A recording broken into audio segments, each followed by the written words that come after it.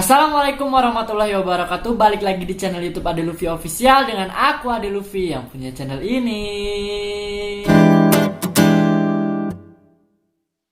Di video kali ini aku bakal bikin video Q&A. Yeay. Jadi sebelumnya aku tuh kan di video yang ini nih, nah itu kan lumayan banyak yang bertanya-tanya kan. Terus akhirnya di DM Instagram aku juga banyak. Nah terus akhirnya ya udahlah, gimana kalau misalkan aku buka question box di Instagram. Waktu itu aku udah buka gitu ya, dan ya lumayan banyak sih yang nanya, tapi nggak banyak-banyak banget sih, terhitung ada 19 lah, ya lumayan lah ya. Jadi aku bakal bikin video Q&A ini untuk menjawab rasa penasaran netizen-netizen yang ada di sini. Ya, jadi aku bakal bikin Q&A seputar dunia perkuliahan. Ya lebih spesifiknya karena aku mahasiswa IPB, jadi ada menjurus ke IPB-nya lah ya. Tapi ya kalau misalkan Q&A ini aku tuh bakal jawabnya sebisa aku aja dan semampu aku. Dan kalau misalkan ada yang salah-salah sebelumnya dimaafin dulu ya. Maka dari itu pokoknya jangan lupa dulu di subscribe, like, dan share ke teman-teman kalian semua video ini ya. Oke, kita mulai aja di pertanyaan pertama. Bentar, jadi aku udah pindahin ke laptop karena aku gak punya HP lagi. Nah, pertanyaan pertama, rekomendasi jurusan di sekolah vokasi IPB. Rekomendasi ya, 17 kan sekolah vokasi itu ada 17 program studi. Nah 17 program studi itu semuanya rekomendasi, nggak ada yang salah satu yang diunggulkan. Tapi ya emang semuanya rekomendasi, gimana dong. Tapi ya kalau bisa sesuai dengan passion kalian, sesuai dengan kalian itu pengennya di masa depan kalian mau jadi apa. Nah kayak gitu. Next, kuliah offline ngapain aja kak? Kuliah offline, kuliah offline sih banyak ya aktivitasnya. Dari mulai yang akademis maupun yang non akademis itu banyak kalau kuliah offline. Soalnya ya enak aja gitu. Ya semoga pandemi COVID-19 ini segera berakhir ya, dan adik-adik semua yang mahasiswa baru ataupun kita yang mahasiswa yang lama gitu ya segera balik lagi ke kampus gitu ya. Semoga aku wisuda di GWP ya Allah. Amin. Komen amin. Next. Ini nih bagus nih pertanyaannya. Gimana sih cara nemu lingkungan yang terbaik sama kita biar betah aja? Biar betah aja gitu, apalagi kalau rantau. Oke, cara nemu lingkungan yang terbaik. Kalau untuk aku sendiri, itu kan orang-orang beda-beda ya caranya. Nah, kalau untuk aku sendiri, aku tuh cari lingkungan yang sekiranya lingkungan itu bisa aku ajak obrol dari A sampai Z gitu ya. Jadi kayak enak aja gitu kalau diajak ngobrol, kayak nyambung gitu. Terus habis itu lingkungan yang bisa menerima diri aku apa adanya, tapi mendorong diri aku menjadi lebih baik. Nah kayak gitu. Jadi nggak yang cuman bisanya, ya boleh lah kalau lingkungannya enak diajak main, cuman kalau terlalu main kan jadi nggak enak gitu ya. Jadi harus ada yang seseorang yang lingkungan itu yang seenggaknya ngasih advice gitu, ngasih dorongan buat kita menjadi lebih baik. Tuh, jangan cari lingkungan yang toksik. Next, kenapa sih kak susah dapat nilai besar di kuis-kuis? Oh ini kayaknya pertanyaannya mahasiswa nih, bukan mahasiswa baru.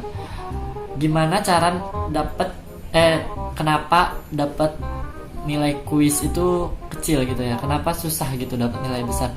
Sebenarnya untuk aku pribadi ya, menurut aku tuh ketika kamu udah berusaha sebaik mungkin untuk mendapatkan nilai gitu, itu tuh kamu tuh udah luar biasa gitu. Kalau menurut aku pribadi ya, karena mungkin emang hasil itu sebagai standar gitu. Misalkan nilai B itu sebagai standarnya. Nah kalau bisa kamu tuh dapat nilainya A gitu kan.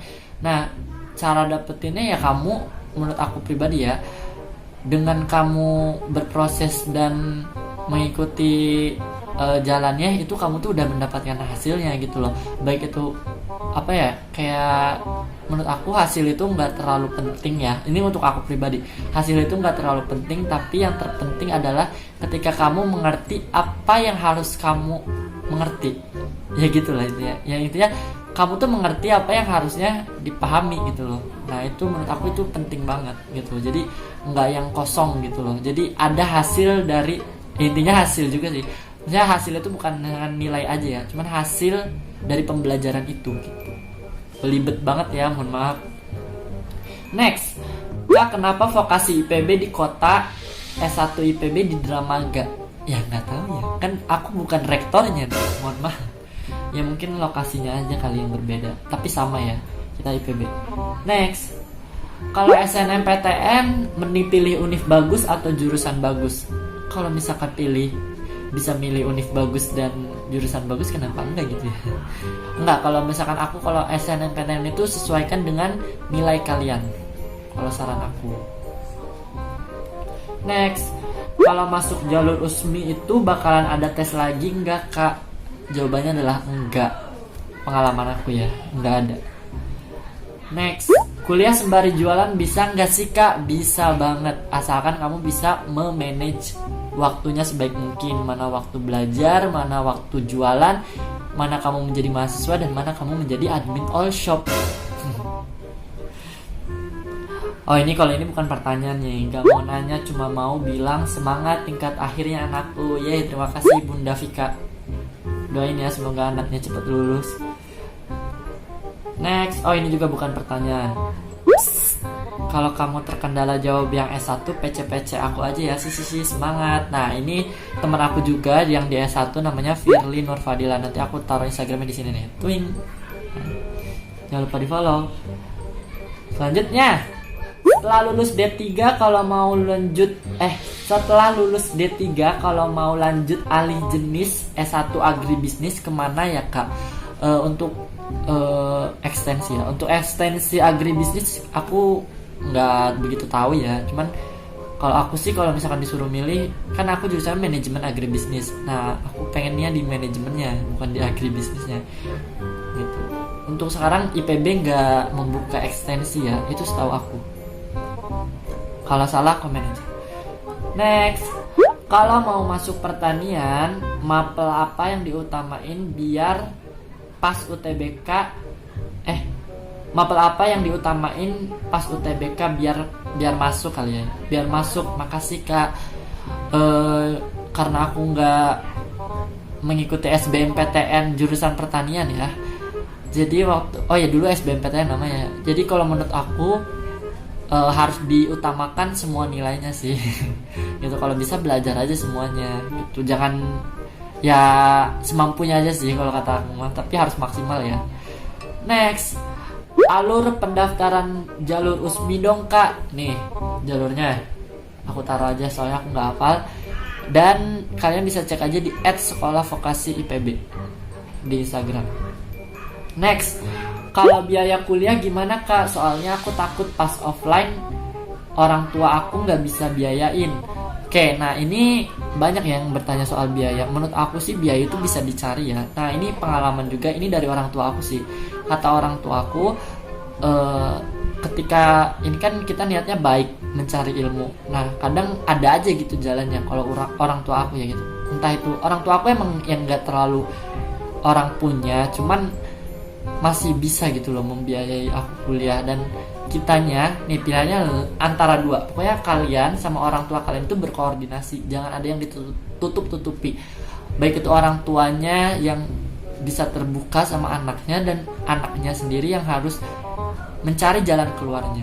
Itu kalau menurut aku, entah banyak sih soalnya, kalau nggak orang tua yang mencari jalan keluar, anaknya juga mencari jalan keluar gitu. Pokoknya dua-duanya komunikasinya harus jalan. Insya Allah biaya itu bisa diatasi gitu.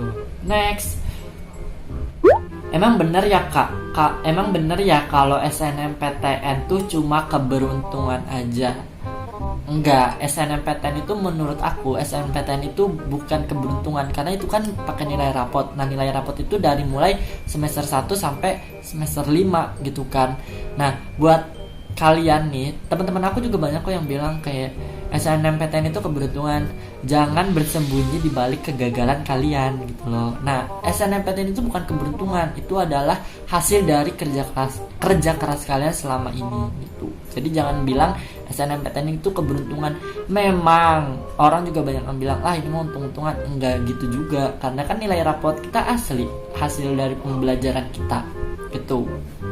Jadi bisa, asalkan kamu mau berusaha. Next. Ini ngaco nih pertanyaannya. Kakak NCTzen ya, bias di NCT siapa? Nah, gara-gara mungkin kemarin fotonya Jaehyun ya yang sudah di IPB. Enggak, sejujurnya aku kalau disebut NCTzen enggak, cuman aku tuh pernah ngikutin NCT dan bias aku Jeno dari NCT Dream. Kalau di ibarat, ini juga enggak nih. Bukan per kampusan. Kalau diibaratkan agensi K-pop, IPB itu ibarat agensi apa? Kalau diibaratkan agensi itu menurut aku ya, IPB itu JYP. Grup yang aku agensi stand aku gitu. Kenapa JYP? Karena pertama IPB dan JYP itu sama-sama biru dan masuk ke Big 3, ya kan?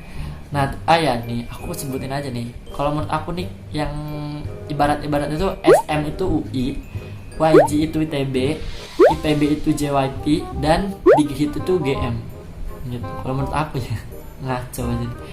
Next, Kak, kalau gagal di SNMPTN selanjutnya daftar jalur apa lagi? Sebenarnya banyak banget ya jalur masuk perguruan tinggi negeri yang melalui jalur raport. Nih aku sebutkan aja. Dulu aku ikut SNMPTN, PMDKPN, PAN PTKIN, terus PMDK Undip, PMDK IPB, PMDK UGM, terus sama ada lagi PMDP, PMDP itu Poltekkes, cuman aku nggak ikut. Nah, itu banyak banget itu yang jalur jalur raport. Nah, kalau jalur tulisnya lagi lebih banyak. Ada SBMPTN, ada tes mandiri, ada pokoknya banyak banget jalur masuk perguruan tinggi. Jadi kalian jangan khawatir untuk gagal di SNMPTN itu cuma gagal sekali. Nah, ini aku kata-kata dari Mbak Rema ya, Putri Remawasti, Putri Indonesia tahun 2007. Perbedaan pahlawan dan pecundang. Pahlawan itu mati cuma sekali, kalau pecundang itu matinya berkali-kali. Jadi artinya dia menyerah gitu kalau pecundang. Nah, kalau pahlawan ya udah matinya pas meninggal gitu loh. Jadi kalian jangan menyerah, jangan gagal di satu bidang itu bukan berarti gagal semuanya gitu. Next, udah selesai. Yeay, akhirnya selesai juga. Maaf ya kalau misalnya kepanjangan. Dan terima kasih yang udah bertanya. Semoga pertanyaannya terjawab. Dan kalau misalkan ada kata-kata ataupun jawaban yang kurang pas, mohon maaf, silahkan tulis aja di kolom komentar kalau misalkan kalian mau menambahkan. Dan sekian video Q&A dari aku, kurang lebihnya mohon maaf. Assalamualaikum warahmatullahi wabarakatuh. Jangan lupa di like, comment, dan subscribe. Bye bye.